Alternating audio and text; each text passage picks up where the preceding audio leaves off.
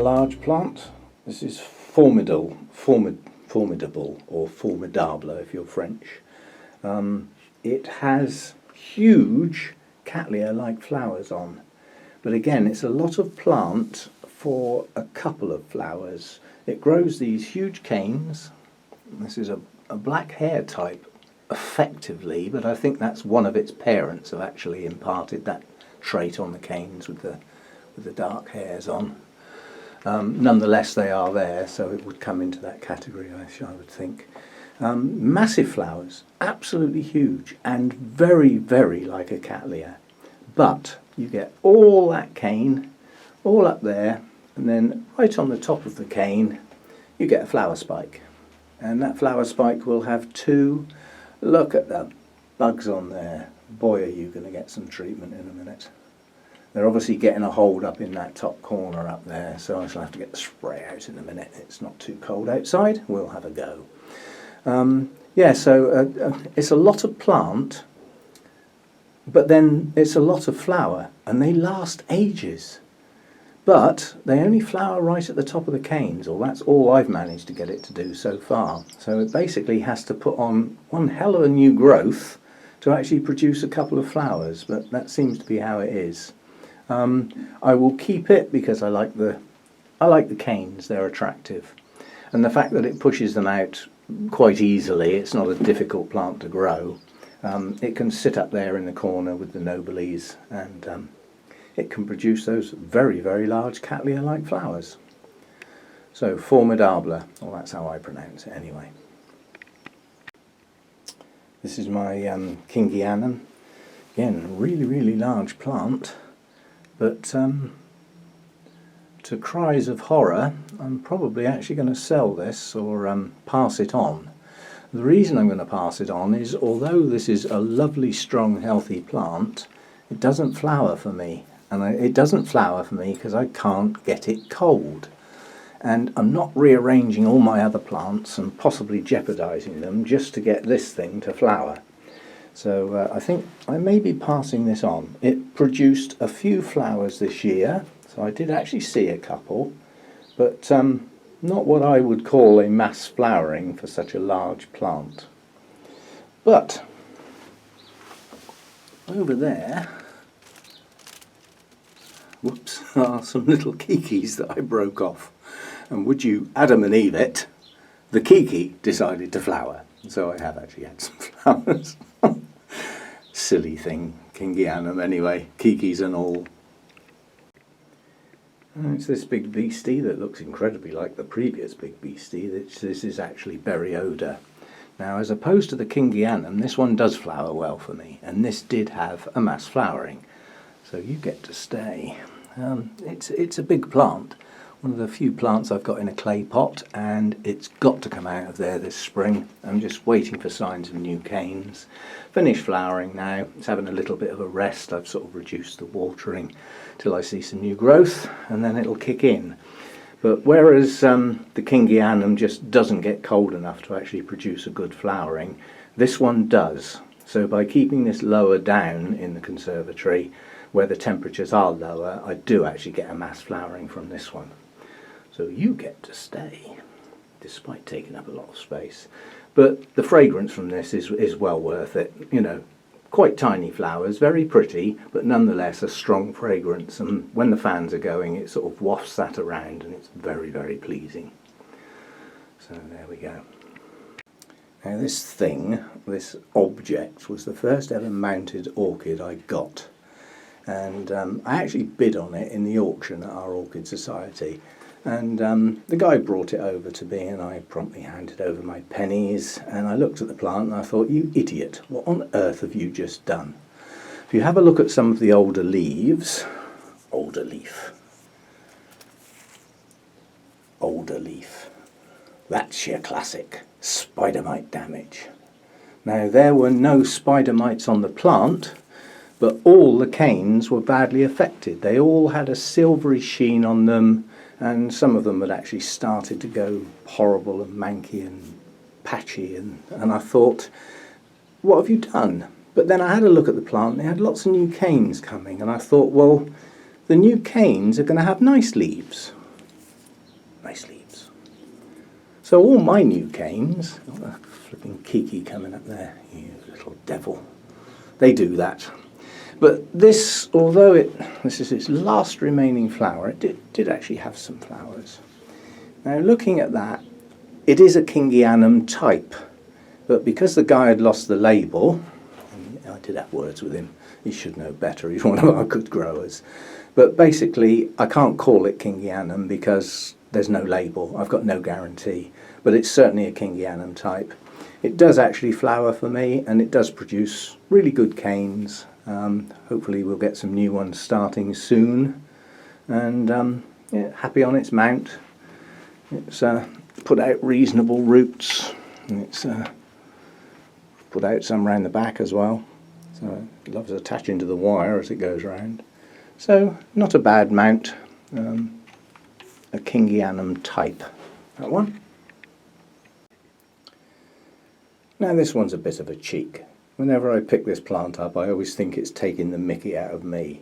This is Dendrobium senile, and it is so called because it's covered in little tiny old grey hairs like an old person. What's that cheek?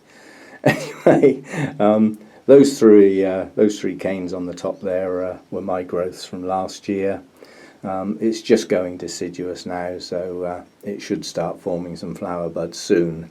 Again, as part of my Dendrobium experiment, this might not flower because it didn't get its rest like it should have done. It had a reasonable rest in as much as it didn't get fed and it got some nice light and everything, but it didn't get the cool and it didn't get the bone dry.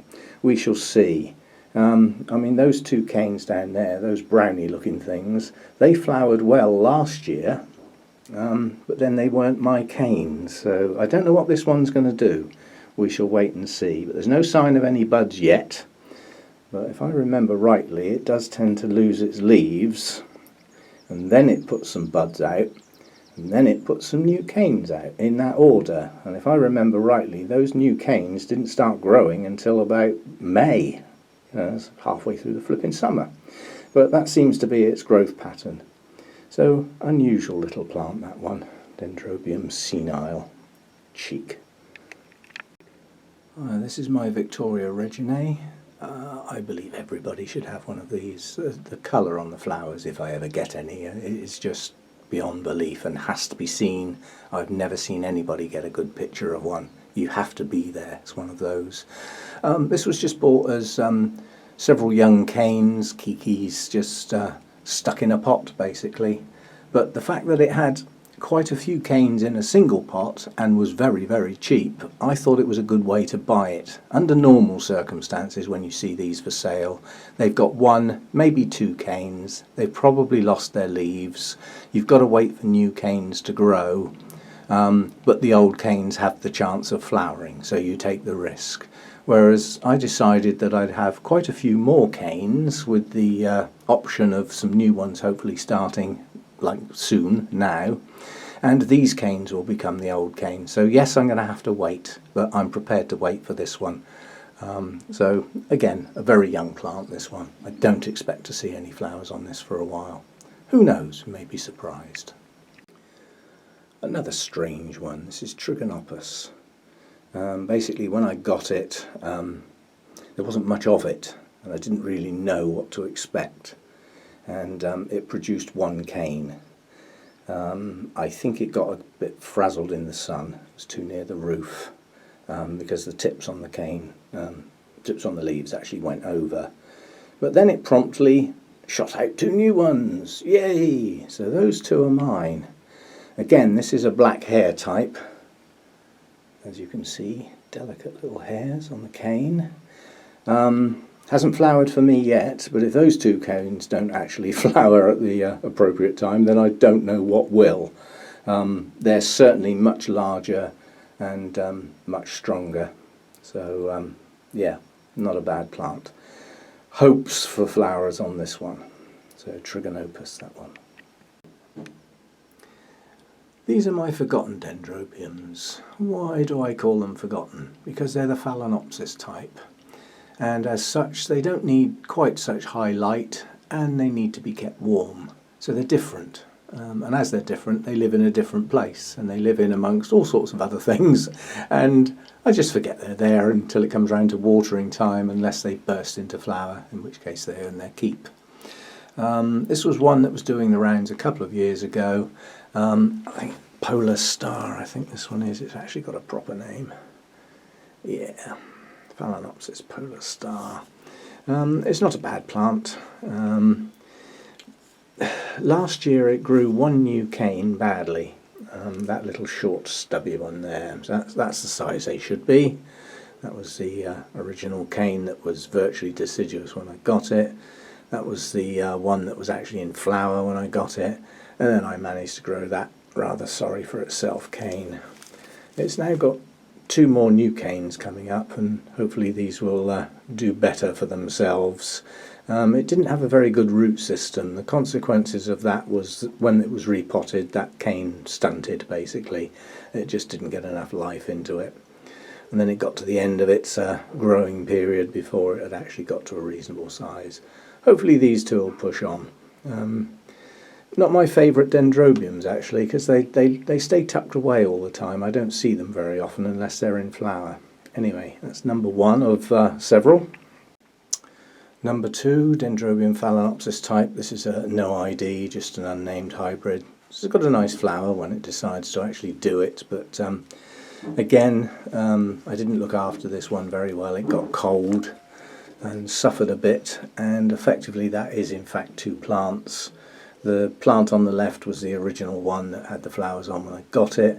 The plant on the right is a consequence of taking a kiki off. So that leafless cane there was the kiki, the original kiki. It then put out a new growth which didn't do too well, but then it had hardly any roots, and now the kiki is putting out yet another growth. The main plant isn't. I'm hoping that one will actually shoot out. Okay. Dendrobium Phalaenopsis number two. The third and final one in this set is a bit of a giant for this type of actual plant. It's got one absolutely enormous cane. One cane that was leafless when I actually got it. It does have a new growth coming up down there. And that's its last chance because it's in the doghouse. Basically, the growth that it actually put up last year, that's not happy. And I do not like leaves that come out with stripes, effectively. It's got all the hallmarks of a virus. Now, we'll see what the next growth actually does. I do keep this one away, I don't let it touch things. But if it does go down, it'll be a shame because it really is a stunning flower when it comes out. This is Thai Angel. It's a really nice plant. I hope it makes it.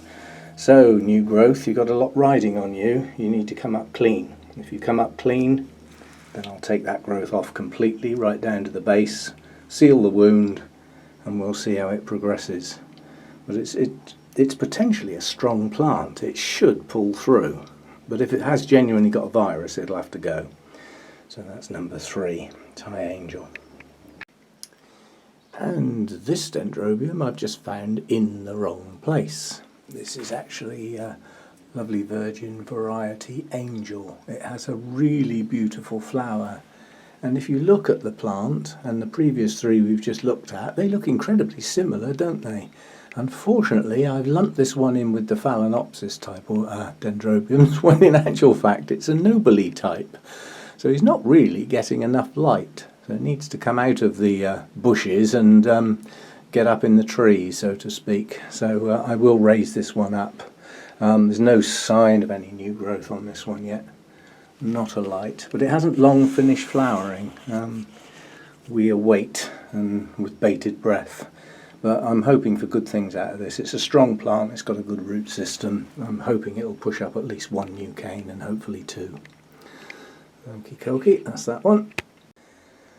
Right, so this next one's been in so many videos, sometimes by name and sometimes not, because it just lives in a place that catches the camera quite frequently.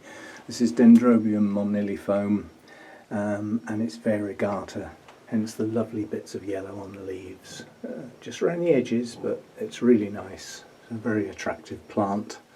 It's not in the best of shape, I'll say. I don't mean that it's not healthy, it is, it's very healthy, but it was allowed to flop over in its pot, not me, somebody else, and as a consequence it's sort of lopsided, but nonetheless it's pushing out roots, so it's in a position now where I can actually repot it, and when I repot it I can straighten it up a bit. These are the new canes up here. It's doing quite well with the new canes. It's actually got 1, 2, 3, 4 so far that will push on, and if I straighten the plant up a little bit with the help of a cane, those will effectively be to one side of the plant, and the larger canes will be the other side of the plant, and hopefully the new ones will catch up and it will balance the plant up better. This has actually flowered for me. I've got that on a previous video. My mouth won't work. But you can see where the flowers were, and basically those flowers were on what I would class as quite small canes. This is the next set of canes. I'm hoping for great things. There are 4 good sized canes there that have been there a while now. They're not all my canes. They were partially grown when I got it. I've completed their growth, and we've got these coming on behind. So hopefully this will be quite a spectacle next time it flowers. I'll have to make sure it gets the right treatment, won't I? It'll be worth it. The flowers are very nice. Okay, so that's Moniliforme variegata. And last on the list, you'll be pleased to hear. This is a primary hybrid, basically. Let's get down to the label because I can never actually remember. Okay, it's Farmeri crossed with Griffithianum. Try saying that with somebody else's teeth in. It's a strange looking plant. The pseudobulbs are sort of square. They've got like 4 sides to them, and then each one of those sides is sort of concave. They are a strange shape. Most of the plant, as in that lot over there, was as it was when I got it. So these leaves are not of my doing, so to speak. That silly little shoot up the back with no leaves on was my first new growth, and Mr. Slug got at that. He paid the ultimate price. And then we've had one other new cane come up which produced this growth with the nice shiny leaves on. This is a bit more like it. Now, difficult to see, but this has got, I think the expression everybody uses is nubbins. It's got little bumps coming. Now if you have a look at the top of that cane, there's a little bump there. There's another little bump there. There's a little bump at the top of that cane. There's a little bump there. There's a little bump there. There's actually another one round the other side of that cane. There's some bumps on the end of that cane. It's got bumps, and they're not goosebumps. They're flower buds in their infancy, basically. But this one's never flowered for me, and given the number of buds, if they all progress and they all actually shoot out, that should be quite a show. So one day soon, we hope. Okay. Thanks for watching. Sorry that was a long one, but I did say I had a lot of dendrobiums. Now that's the effectively the worst of the filming done now. All of my other types of orchids are going to be sort of smaller numbers of, and I'll merge some together. So you know, I can do things like my Arengis with my Coelogenes and things like that, because the numbers are much lower. This is by far my biggest genus. And that's it, over and done. I hope you've enjoyed the 3-part series, and do the old thumbs up and the subscribe and like and all those sort of things that everybody asks for. And please leave comments if you like the videos, they're always appreciated. Thanks for watching. It was a bit of a marathon, and as a consequence of performing a marathon, I think you now get a silver blanket, an energy drink and a medal. Well done everybody. Bye for now.